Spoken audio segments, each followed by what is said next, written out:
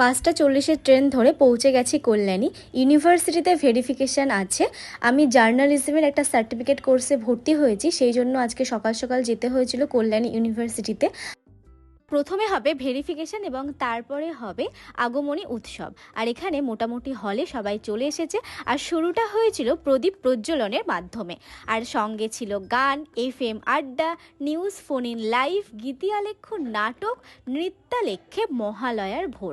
Specially নৃত্যালেখ্যে মহালয়ার ভোর প্রোগ্রামটা আমার অসাধারণ লেগেছে। মনে হচ্ছিল যে মা দুর্গা যেন অসুরকে একদম আমার সামনে বধ করছে। প্রেজেন্টেশনটা অসাধারণ ছিল। আমাদের ভেরিফিকেশানের টাইম ছিল সকাল 10টায়। যেহেতু কলকাতায় একটা প্রাকৃতিক বিপর্যয় ঘটেছে এবং যেহেতু সেখানে প্রচুর জল জমে গিয়েছিল এবং ট্রেন লাইনও জল জমেছিল, সেই জন্য অনেক ট্রেন ক্যান্সেল হয়েছে। আমাদের ট্রেনটা প্রায় মোটামুটি আধা ঘন্টা ধরে রাস্তায় দাঁড়িয়েছিল।